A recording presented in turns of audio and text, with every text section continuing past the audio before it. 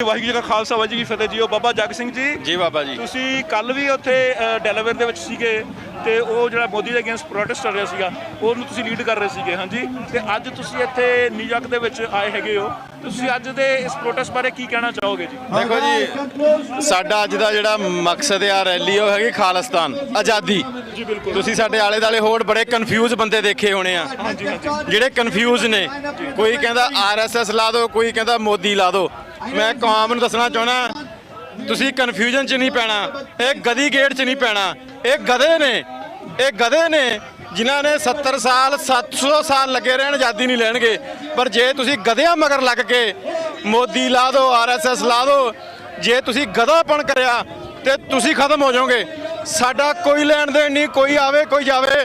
ਅਸੀਂ ਆਜ਼ਾਦੀ ਖਾਲਿਸਤਾਨ ਆਪਣਾ ਦੇਸ਼ ਬਣਾਉਣਾ ਆ। ਸੋ ਅਸੀਂ ਗਧਿਆਂ ਵਾਲੇ ਕੰਮ ਨਹੀਂ ਕਰਨੇ, ਅਸੀਂ ਆਜ਼ਾਦੀ ਦੀ ਗੱਲ ਕਰਨੀ ਆ। ਸਾਡੇ ਕੋਲ ਕੋਈ ਗਧਾ ਆਵੇ ਵੀ ਨਾ ਜਿਹੜਾ ਸਾਨੂੰ ਕਨਫਿਊਜ਼ ਕਰੇ ਵੀ ਮੋਦੀ ਲਾ ਦਿਓ, RSS ਲਾ ਦਿਓ। We don't care about them. TV 84 ਦਾ ਜਿੱਥੋਂ ਤੱਕ ਖਿਆਲ ਹੈਗਾ, ਨਹੀਂ ਮੈਂ ਇਹ ਪ੍ਰੋਟੈਸਟ ਦੀ ਗੱਲ ਕਰਦਾ। ਹਾਂਜੀ ਹਾਂਜੀ, ਦੂਜਾ ਪ੍ਰੋਟੈਸਟ ਚੱਲਦਾ ਪਿਆ। ਅਸੀਂ ਉਹਨਾਂ ਨੂੰ ਕਵਰ ਕਰ ਰਹੇ ਹਾਂ ਤਾਂ ਕਿ ਉਹਨਾਂ ਦੇ ਅਸੀਂ ਸੈਂਟੀਮੈਂਟਸ ਜਾਣ ਸਕੀਏ। ਦੇਖਦੇ ਕੀ ਹੈਗੇ ਨਹੀਂ, ਤਾਂ ਹੀ ਤਾਂ ਮੈਂ ਦੱਸਿਆ ਵੀ ਕੋਈ ਵੀ ਉਹਦਾ ਪ੍ਰਭਾਵ ਨਾ ਕਬੂਲੇ। ਉਹ ਗਦੀ ਗੇੜ ਆ, ਉਹ ਗਦੀ ਗੇੜ ਆ, ਉਹ ਗਦੀ ਗੇੜ ਆ। ਆਜ਼ਾਦੀ ਆਜ਼ਾਦੀ ਆਜ਼ਾਦੀ।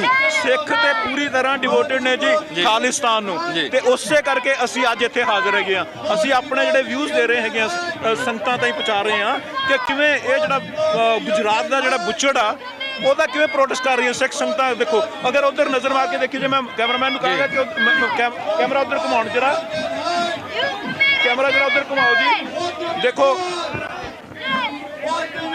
ਸੋ ਆਪਾਂ ਦੇਖ ਰਹੇ ਹਾਂ ਕਿ ਸਿੱਖ ਸੰਗਤਾਂ ਕਿੰਨੇ ਜੋਸ਼ੋ ਖਰੋਸ਼ ਨਾਲ ਮੋਦੀ ਦਾ ਪ੍ਰੋਟੈਸਟ ਕਰ ਰਹੀਆਂ ਹੈਗੀਆਂ ਨੇ।